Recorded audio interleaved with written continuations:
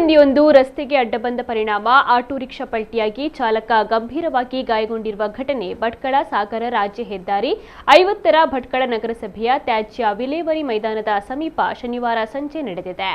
ಅರಸಕೇರಿ ನಿವಾಸಿ ಶಶಿಕಾಂತ ರಾಮಚಂದ್ರ ಶೆಟ್ಟಿ ಗಂಭೀರವಾಗಿ ಗಾಯಗೊಂಡ ಚಾಲಕ. ಇವರ ತಲೆ ಮತ್ತು ಕೈಕಾಲುಗಳಿಗೆ ಗಂಭೀರವಾಗಿ ಗಾಯಗಳಾಗಿದ್ದು ಮಣಿಪಾಲ ಆಸ್ಪತ್ರೆಗೆ ಸ್ಥಳಾಂತರಿಸಲಾಗಿದೆ.